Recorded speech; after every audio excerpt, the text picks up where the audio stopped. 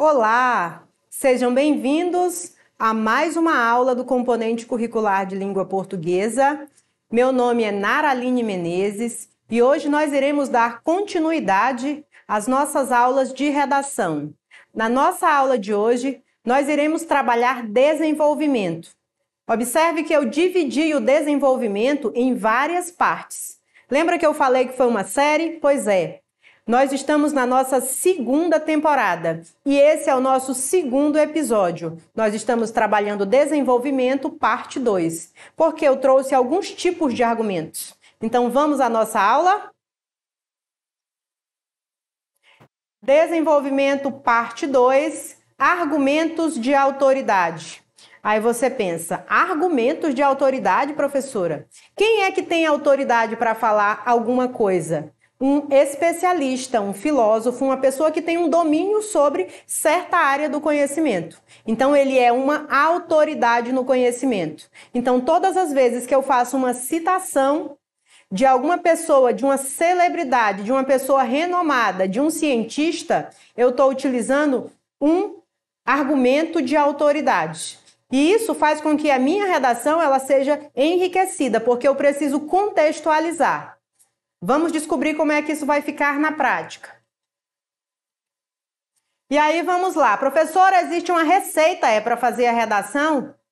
Lembre que eu tenho comentado com vocês, desde a primeira aula, que para que eu desenvolva a minha redação, meu texto dissertativo argumentativo, é necessário que o meu texto tenha uma estrutura fixa, que é uma introdução, o primeiro parágrafo, o desenvolvimento. Geralmente, nós utilizamos 2 parágrafos. Posso fazer mais? Pode. Mas como nós temos 30 linhas, é importante que você obedeça essas 30 linhas. E, por último, nós temos uma conclusão. Então, no primeiro momento, você vai pensar que você vai desenvolver o seu texto em 4 parágrafos.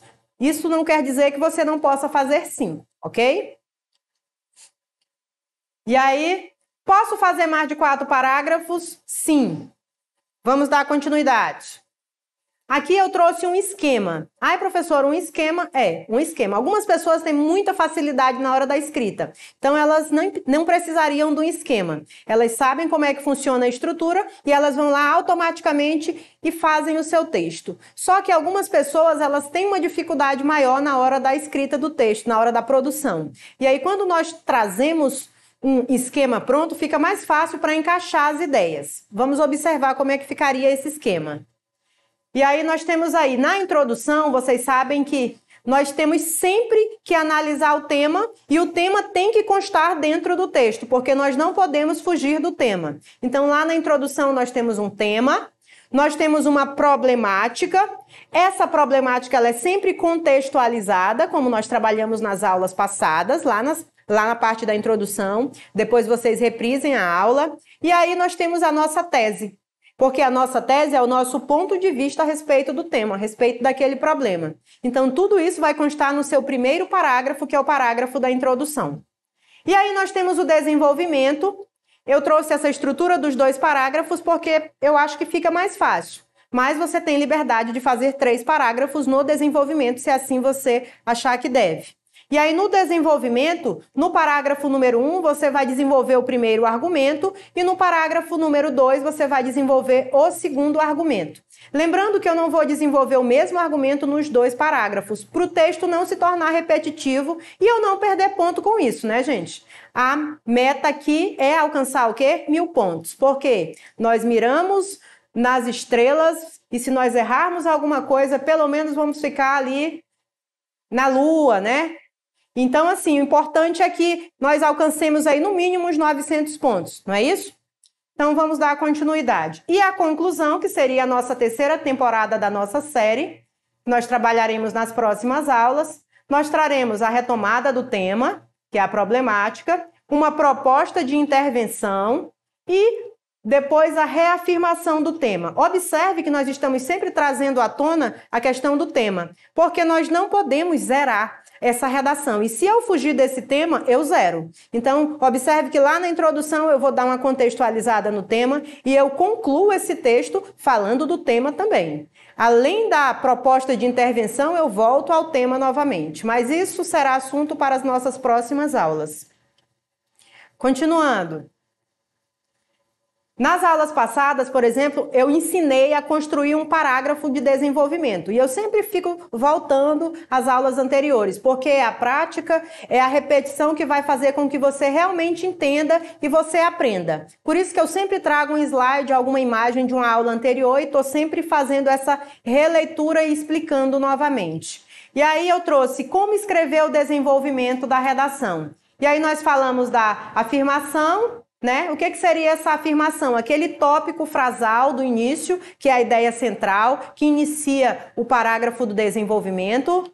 No segundo momento, nós trouxemos exemplos e trouxemos explicações desse exemplo. Na aula passada, nós trouxemos uma teoria, a teoria do hábitos, que é uma teoria de um sociólogo francês super famoso e renomado, que casava perfeitamente com o tema. E aí, por último, nós temos a conclusão dentro desse parágrafo de desenvolvimento. Então, observe que dentro de um mesmo parágrafo, nós temos um início, que é um tópico frasal que inicia o parágrafo, um desenvolvimento dentro do parágrafo, que seria o meio do parágrafo, com explicações, com exemplos, e uma conclusão para fechar a ideia. Então, até para criar um parágrafo, existe uma estrutura, ok? Vamos continuar. E aí nós trouxemos também alguns exemplos de argumentos. Por quê? Dependendo da temática que for desenvolvida, você pode utilizar um tipo de argumento específico. E aí na nossa primeira aula, nós iniciamos com argumentos de exemplificação. Eu trouxe um texto, eu trouxe um exemplo, e aí eu expliquei e ficou brilhante. Eu até mostrei que a aluna, no caso, ela tirou 1000 pontos, a candidata. Então esse é um argumento muito interessante, ele é muito utilizado nas redações do Enem, principalmente as que alcançam 1000 pontos. Na aula de hoje, nós iremos estudar argumentos de autoridade. Esse também ele é campeão. Por quê? Nós pegamos uma citação de um filósofo, de um cientista, de alguém renomado e contextualizamos com o nosso tema. E ela também é brilhante, dá super certo. Nas próximas aulas, nós temos argumento de prova, argumento de princípio ou crença pessoal, e argumento de causa e consequência, que também é muito utilizado. Como construir uma argumentação? Há diversas maneiras de construir uma argumentação, a depender das informações a que se tem acesso. Deve-se refletir sobre qual tipo de argumento será mais adequado e pertinente para fundamentar a ideia. Lembra que nós temos uma competência lá, que nós temos que selecionar e organizar os argumentos de tal sorte que eles se combinem? Não dá para usar um argumento que não tenha relação nenhuma com o outro, porque senão meu texto vai ficar desconexo. Então essa é uma informação super importante. A escolha do argumento ela é importantíssima para que o texto tenha coerência. Lembre-se que o objetivo da argumentação é convencer o leitor sobre o ponto de vista, ou seja, persuadi-lo. Para que isso seja feito de modo eficaz, é importante formular argumentos consistentes, capazes de fazer o leitor concordar com as ideias apresentadas em seu texto. Eu estou escrevendo não para mim, eu estou escrevendo para uma outra pessoa. Então é importante que eu me faça compreender. A pessoa que vai ler o meu texto, ela vai ler centenas de outros textos. Então, quanto mais claro o objetivo eu estiver, mais fácil será para a pessoa fazer a correção. Então, eu preciso organizar e concatenar minhas ideias para que o texto seja coerente, para que as ideias fluam e, principalmente, para que eu consiga convencer a pessoa que está lendo que o meu ponto de vista é um ponto de vista correto, que eu estou certa. Ok? Argumento de autoridade. E aí, professor, o que é um argumento de autoridade? É aquele que se baseia na citação de uma fonte confiável, como um especialista no assunto que está sendo debatido. Aí você diz assim, professora, eu não posso usar uma citação da minha avó é tão inteligente. De vez em quando, professora, ela fala umas coisas tão interessantes. Eu sei que a sua avó é super inteligente.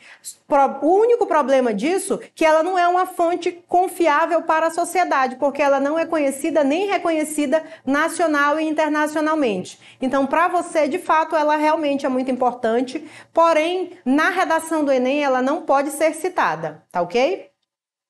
A citação da fonte pode ser feita tanto de forma direta como de forma indireta.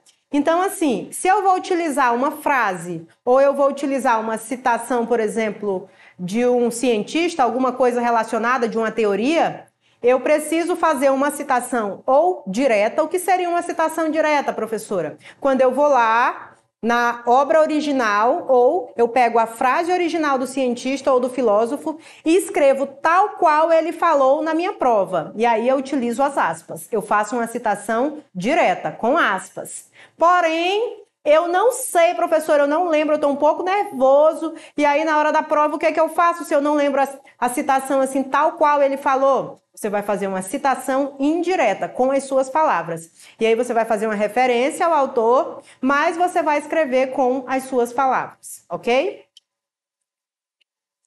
E aí eu trouxe um tema, como sempre eu faço, e aí nós iremos trabalhar o argumento de autoridade dentro desse tema e dentro do texto para que vocês possam visualizar. Ah, professora, eu estou observando aí, por exemplo, que a senhora colocou uma introdução. Para que você tenha ideia do desenvolvimento, é importante que você tenha um conhecimento da introdução. Por quê? Porque lá no desenvolvimento eu vou desenvolver, por isso que ele é um desenvolvimento, a ideia que foi trabalhada lá na introdução. Então, é a partir da introdução que eu vou fazer o meu desenvolvimento, ok?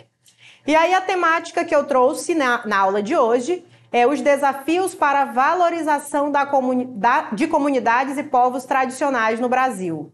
E aí observem que esse tema ele vem e vai. Todas as aulas eu trago diversos temas, só que eu trago redações diferenciadas. E sempre redações que alcançam 1000 pontos, para que vocês possam visualizar. Observem que ela mantém o mesmo padrão. As redações que alcançam 1000 pontos, elas são muito semelhantes. Elas fazem citações, elas usam argumentos de autoridades. Então existe um padrão entre elas. E é necessário que você observe esse padrão para você desenvolver a sua. Então, vamos lá. Essa redação é uma redação da Maria Eduarda Braz, ela é de Natal, de Rio Grande do Norte. E aí ela inicia o texto, né, falando de uma obra do Triste Fim de Policarpo Quaresma, lembrando que é necessário, gente, fazer leitura. Eu não posso simplesmente escrever uma coisa que eu não tenho conhecimento sobre ela. Como é que eu vou contextualizar o meu tema se eu não tenho conhecimento sobre ele? Eu não tenho bagagem para escrever. É importante que eu tenha essa bagagem. No caso aí da candidata em questão, ela fez uma leitura do livro Triste Fim de Policarpo Quaresma, indico até a leitura para vocês, e aí ela achou super pertinente com o tema, por isso que ela contextualizou. E aí ela diz, na obra literária Triste Fim de Policarpo Quaresma, do autor brasileiro Lima Barreto, a figura do protagonista é construída a partir de um ideal ultranacionalista baseado na valorização das questões do próprio país. Analogamente, fora da ficção, a sociedade brasileira não se comporta como Policarpo. Faltou um ozinho aí, tá, gente? Depois vocês colocam. Visto que esta não se preocupa em valorizar a memória dos povos tradicionais brasileiros, embora seja tão importante para a identidade nacional.